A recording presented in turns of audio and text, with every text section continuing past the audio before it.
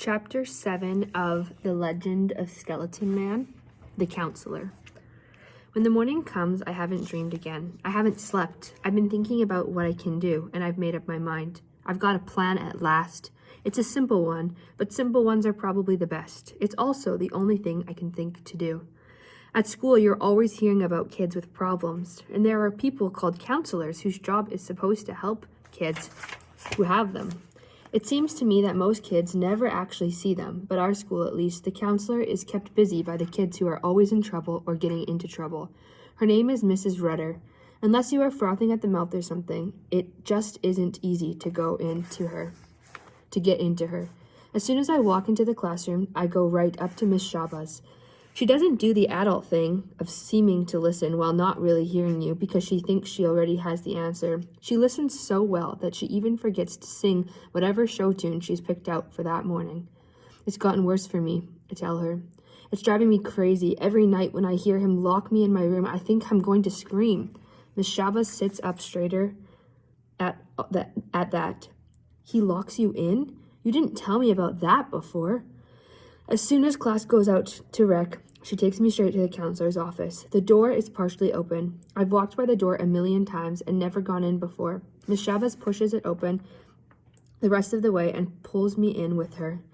The whole wall to the left of the desk is taken up with pigeonholes, not the kind that you put mail in, but smaller.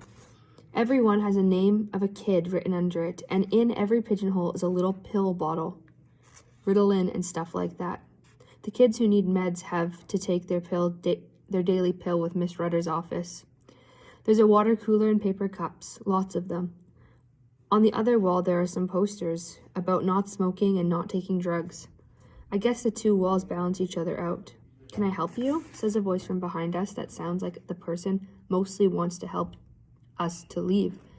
We turn around to Mrs. Rudder, and Mrs. Rudder is standing there. She's not very tall, but she has this way of looking at people that makes them feel as if they're being shrunk down under a microscope. Miss Shabas, though, she refuses to be diminished. Molly needs to talk to someone. I can make an appointment for Miss Rudder, says, stepping past us to her desk and starting to look at her appointment book. Now, Miss Shabas says. I'm very busy, Mrs. Rudder replies. I'm sure this child is afraid, Miss Shabas says. Look at her eyes.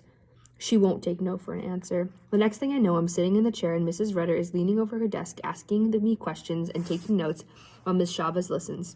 At first, I can't make any headway. I'm telling the truth, but I feel like I'm not giving the right answers to the questions I am asked in a calm, matter-of-fact way. Has he ever touched you in a bad way? No.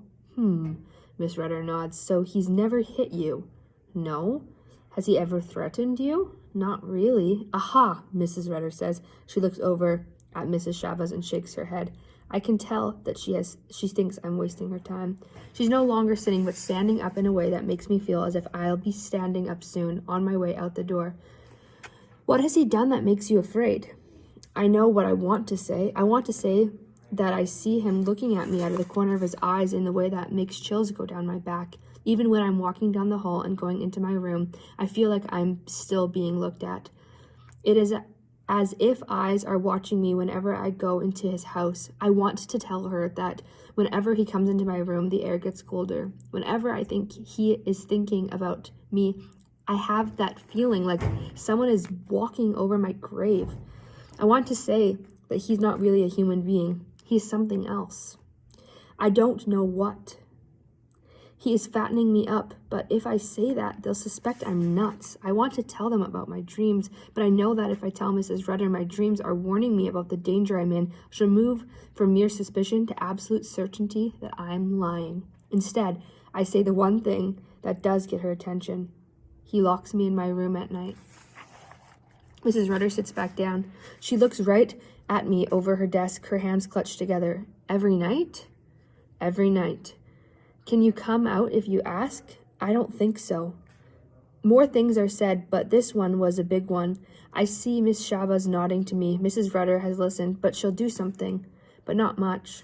That afternoon, Mrs. Rudder and a man who is introduced to me as Mr. Wintergreen from Child Welfare escort me to the house. Miss Shabas wanted to come along, but Mrs. Rudder told her that it wouldn't be following proper procedure. He's waiting because they've called him on the phone an hour before we get there. Plenty of time for him to get ready. He's wearing his hat and the human face again, and he smiles at them. They don't seem to notice that he doesn't offer to shake hands, that he keeps his hands in his pocket of his sweater. Your niece is very upset, Mrs. Rutter says to him. I understand, he says. She's had a lot to deal with. They follow him upstairs. He shows them the door on my room. There is no lock on the outside of the door. Never was. And no sign of screw holes that would be there if a lock had been removed. The only lock is on the inside. See? There's the release for the lock on the inside of the door, he tells them. Her side of the door. She can get out anytime she wants. She's a very imaginative child, he adds. I can't say anything. How can I say that he had time enough to change the door frame and the door?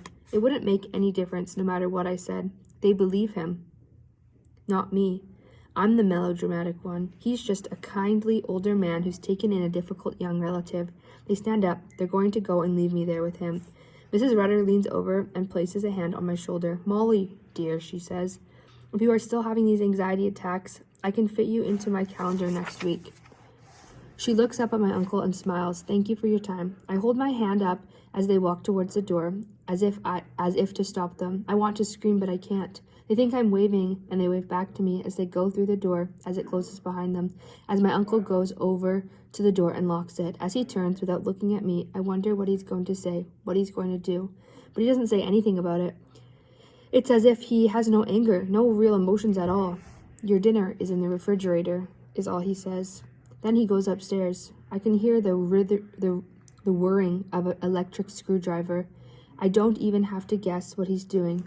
After a while, he comes down and walks out the back door to his work shed.